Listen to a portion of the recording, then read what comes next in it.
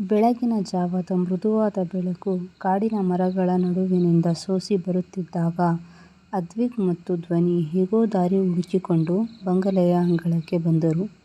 ಇಡೀ ರಾತ್ರಿ ಕಾಡಿನ ಗುಹೆಯಲ್ಲಿ ಕಳೆದಿದ್ದರಿಂದ ಇಬ್ಬರೂ ದಣಿದಿದ್ದರು. ಆದರೆ ಅವರ ಕಣ್ಣುಗಳಲ್ಲಿ ಒಂದು ವಿಚಿತ್ರವಾದ ಹೊಳಪಿತ್ತು.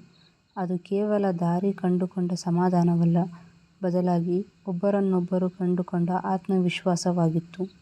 ಬಂಗಲೆಯ ಕೆಲಸಗಾರ ಸೋಮಣ್ಣ ಇವರಿಗಾಗಿ ಕಾದು ಕಳವಳಕ್ಕೀಡಾಗಿದ್ದರು. "ಅಯ್ಯೋ ಸಾಹೇಬ್ರೆ, ಎಲ್ಲಿ ಹೋಗಿದ್ರಿ?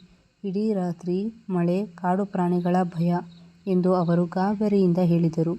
ಅದ್ವಿಕ್ ನಗುತ್ತಾ, "ಏನೂ ಆಗಿಲ್ಲ ಸೋಮಣ್ಣ, ಮಲೆನಾಡು ನಮ್ಮನ್ನು ಅಪ್ಪಿಕೊಂಡಿತ್ತು ಅಷ್ಟೇ" ಎಂದನು. ಧ್ವನಿ ನೇರವಾಗಿ ತನ್ನ ರೂಮಿಗೆ ಹೋಗಿ ಸ್ನಾನ ಮುಗಿಸಿ ಬಂದಳು. ಕೆಂಪು ಹರಳಿನ ಉಂಗುರ ಅವಳ ಬೆರಳಲ್ಲಿ ಇನ್ನೂ ಮಿನುಗುತ್ತಿತ್ತು.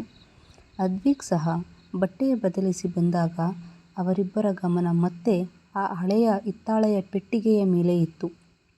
ಅದು ಜಲಪಾತದ ಗುಹೆಯಲ್ಲಿ ದಶಕಗಳ ಕಾಲ ಮರೆತಿದ್ದ ಪ್ರೇಮದ ಸಂಕೇತ. ಬಂಗಲೆಯ ಜಗುಲಿಯಲ್ಲಿ ಕುಳಿತು ಮುಂಭಾಗದ ಹಸಿರು ಕಣಿವೆಯನ್ನು ನೋಡುತ್ತಾ ಅದ್ವಿಕ್ ಆ ಪೆಟ್ಟಿಗೆಯನ್ನು ತೆರೆದನು. ಅದರಲ್ಲಿದ್ದ ಮಲ್ಲಿಗೆ ಹಾರ ಈಗ ಬರೀ ಒಣಗಿದ ಕಡ್ಡಿಯಂತಿತ್ತು. ಆದರೆ ಅದರ ಕೆಳಗಿದ್ದ ಒಂದು ಹಳದಿ ಬಣ್ಣದ ಕಾಗದದ ಮೇಲೆ ಇನ್ನೂ ಅಕ್ಷರಗಳು ಅಚ್ಚಳಿಯದೆ ಉಳಿದಿದ್ದವು. ಲಾವಣ್ಯ ಮಂಗಳೂರಿಗೆ ಹೊರಡುವ ಮೊದಲು ಬರೆದಿದ್ದ ಪತ್ರವದು. ಧ್ವನಿ ಆ ಪತ್ರವನ್ನು ಕೈಗೆತ್ತಿಕೊಂಡಳು. ಅವಳ ಬೆರಳುಗಳು ನಡುಗುತ್ತಿದ್ದವು. ಅವಳು ಓದಲು ಶುರು ಮಾಡಿದಳು. "ನನ್ನ ಪ್ರೀತಿಯ ರಾಘವನಿಗೆ, ಇಂದು ನಾನು ಈ ಬೆಟ್ಟಗಳನ್ನು ಬಿಟ್ಟು ಸಮುದ್ರದ ಕಡೆಗೆ ಹೊರಡುತ್ತಿದ್ದೇನೆ. ನನಗೆ ಗೊತ್ತು, ನಮ್ಮಿಬ್ಬರ ಪ್ರಪಂಚಗಳು ಬೇರೆ. ನೀನು ಮಲೆನಾಡಿನ ಸ್ಥಿರವಾದ ಬೆಟ್ಟದಂತೆ, ನಾನು ಅಲೆಮಾರಿ ಸಮುದ್ರದ ಅಲೆಯಂತೆ. ಆದರೆ ಈ ಪೆಟ್ಟಿಗೆಯನ್ನು ನಾನು ಆ ರಹಸ್ಯ ಜಲಪಾತದ ಬಳಿ ಹೂತು ಹಾಕುತ್ತಿದ್ದೇನೆ. ಒಂದು ವೇಳೆ ವಿಧಿ ನಮ್ಮನ್ನು ದೂರ ಮಾಡಿದರೂ ಮುಂದೊಂದು ದಿನ ಯಾರಾದರೂ ಪ್ರೇಮಿಗಳು ಇಲ್ಲಿಗೆ ಬಂದಾಗ ಅವರಿಗೆ ಈ ಸತ್ಯ ತಿಳಿಯಲಿ." ಧ್ವನಿ ಒಂದು ಕ್ಷಣ ಉಸಿರು ನಿಲ್ಲಿಸಿ ತೆಗೆದುಕೊಂಡಳು. ಪತ್ರದ ಮುಂದಿನ ಭಾಗ ಇನ್ನೂ ಹೆಚ್ಚು ಗಂಭೀರವಾಗಿತ್ತು. "ನಮ್ಮ ಪ್ರೀತಿ ಕೇವಲ ನಮಗಾಗಿ ಅಲ್ಲ. ಈ ಬೆಟ್ಟದ ಹಸಿರು ಮತ್ತು ಸಮುದ್ರದ ನೀಲಿ ಬಣ್ಣ ಯಾವತ್ತೂ ಒಂದಾಗಬೇಕು. ರಾಘವ, ನೀನು ನನಗಾಗಿ ತಂದಿದ್ದ ಈ ಉಂಗುರವನ್ನು ನಾನು ಇಲ್ಲಿಯೇ ಬಿಡುತ್ತಿದ್ದೇನೆ. ಯಾಕೆಂದರೆ ಇದನ್ನು ಧರಿಸುವವಳು ಈ ಮಲೆನಾಡಿನ ಸೊಸೆಯಾಗಿ ಈ ಮನೆಗೆ ಧ್ವನಿಯಾಗಿ ಮರಳಲಿ ಎಂದು ನಾನು ಆಶಿಸುತ್ತೇನೆ." ಅಕ್ಷರಗಳು ಇಲ್ಲಿಗೆ ಕೊನೆಯಾಗಿದ್ದವು. ಧ್ವನಿ ತನ್ನ ಬೆರಳಿನಲ್ಲಿದ್ದ ಉಂಗುರವನ್ನು ನೋಡಿಕೊಂಡಳು. "ಧ್ವನಿಯಾಗಿ ಮರಳಲಿ" ಎಂಬ ವಾಕ್ಯ ಅವಳ ಹೃದಯಕ್ಕೆ ನೇರವಾಗಿ ತಗುಲಿತು. ಲಾವಣ್ಯ ದಶಕಗಳ ಹಿಂದೆಯೇ ಧ್ವನಿಯ ಆಗಮನವನ್ನು ಊಹಿಸಿದಳೇ, ಅಥವಾ ಇದು ಕೇವಲ ಕಾಕತಾಳೀಯವೇ? ಅದ್ವಿಕ್ ದೀರ್ಘವಾಗಿ ಯೋಚಿಸುತ್ತಿದ್ದನು. ಧ್ವನಿ, ರಾಘವ ಮುತ್ತಜ್ಜ ಸಾಯುವವರೆಗೂ ಈ ಪೆಟ್ಟಿಗೆಯನ್ನು ಹುಡುಕಲಿಲ್ಲ. ಅವರು ಅವಳ ವಿರಹದಲ್ಲೇ ಕೊನೆಯುಸಿರೆಳೆದರು. ಆದರೆ ಇಂದು ಆ ಪ್ರೀತಿ ನಿನ್ನ ಮೂಲಕ ಪೂರ್ಣವಾಗುತ್ತಿದೆ. ಲಾವಣ್ಯ ಬಯಸಿದ್ದು ನಿನ್ನನ್ನೇ ಎಂದನು ಅದ್ವಿಕ್. ಧ್ವನಿ ಅವನ ಕಡೆ ತಿರುಗಿ, "ಅದ್ವಿಕ್, ಈ ಉಂಗುರ ಕೇವಲ ಆಭರಣವಲ್ಲ, ಇದು ಒಂದು ಜವಾಬ್ದಾರಿ.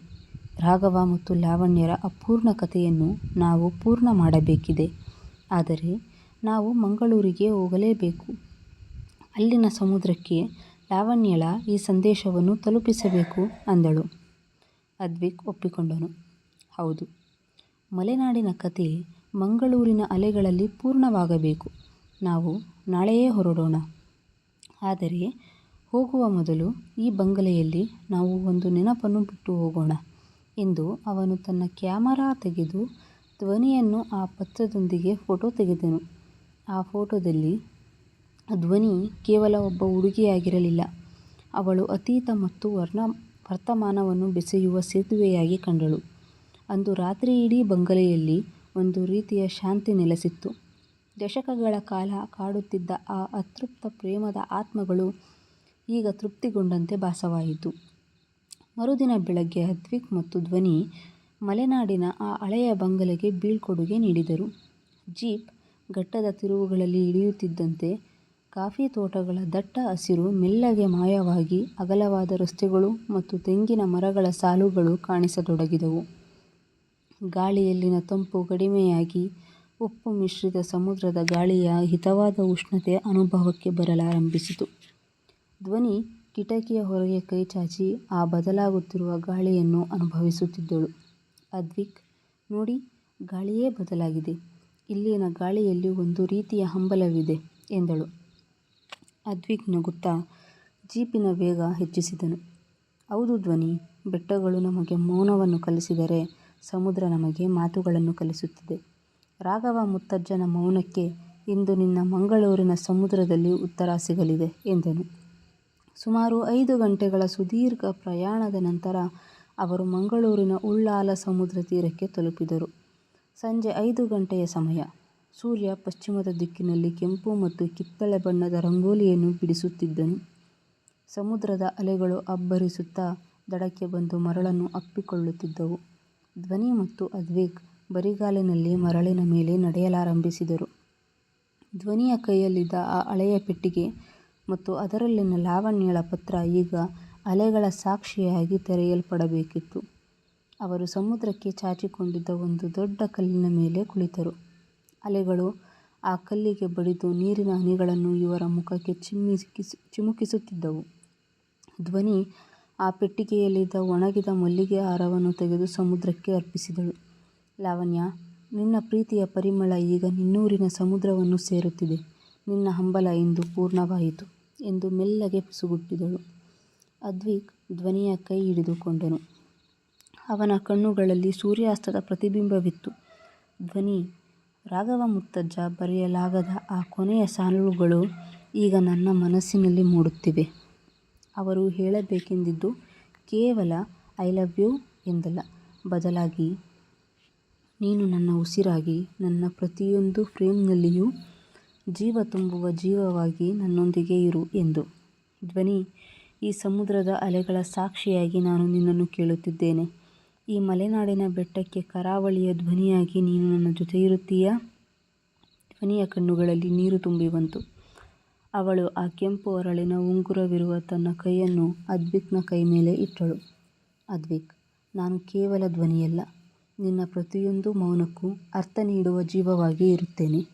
ನಮ್ಮಿಬ್ಬರ ಈ ಸಂಬಂಧ ಕೇವಲ ನಮಗಾಗಿ ಅಲ್ಲ, ಇದು ರಾಘವ ಮತ್ತು ಲಾವಣ್ಯರ ಅತೃಪ್ತ ಪ್ರೇಮಕ್ಕೆ ನಾವು ನೀಡುತ್ತಿರುವ ಗೌರವ ಎಂದಳು. ಅದ್ವಿಕ್ ಮೆಲ್ಲಗೆ ಮಂಡಿಯೂರಿ ಕುಳಿತು ಅಧಿಕೃತವಾಗಿ ಅವಳ ಬೆರಳಿಗೆ ಉಂಗುರವನ್ನು ತೊಡಿಸಿದನು. ಅಷ್ಟರಲ್ಲಿ ಒಂದು ದೊಡ್ಡ ಅಲೆ ಬಂದು ಅವರಿಬ್ಬರ ಪಾದಗಳನ್ನು ತೊಳೆದು ಹೋಯಿತು. ಅದು ಸಮುದ್ರವು ಅವರಿಗೆ ನೀಡಿದ ಆಶೀರ್ವಾದದಂತೆ ಕಂಡಿತು. ಸೂರ್ಯ ಪೂರ್ತಿಯಾಗಿ ಸಮುದ್ರದೊಳಗೆ ಮುಳುಗಿದನು. ಆದರೆ ಆಕಾಶದಲ್ಲಿ ಇನ್ನೂ ಆ ಪ್ರೇಮದ ಕೆಂಪು ಬಣ್ಣ ಉಳಿದಿತ್ತು. ಮಲೆನಾಡಿನ ಮಂಜು ಮತ್ತು ಕರಾವಳಿಯ ಅಲೆಗಳು ಇಂದು ಒಬ್ಬರಿಗೊಬ್ಬರು ಸಾಕ್ಷಿಯಾಗಿದ್ದರು. ಇಬ್ಬರು ಅಪರಿಚಿತರು ಒಂದು ಹಳೆಯ ಡೈರಿಯ ಮೂಲಕ ಒಂದಾಗಿ ಸಾರ್ಥಕ ಪ್ರೇಮದ ಹೊಸ ಅಧ್ಯಾಯವನ್ನು ಬರೆದಿದ್ದರು. ಈ ವಿಡಿಯೋ ನಿಮಗೆ ಇಷ್ಟ ಆಗಿದ್ದಲ್ಲಿ ಲೈಕ್ ಮಾಡಿ, ಶೇರ್ ಮಾಡಿ ಹಾಗೂ ಕಮೆಂಟ್ ಮಾಡಿ ಮತ್ತು ನಮ್ಮ ಚಾನಲ್ ಅನ್ನು ಸಬ್ಸ್ಕ್ರೈಬ್ ಆಗಿರಿ.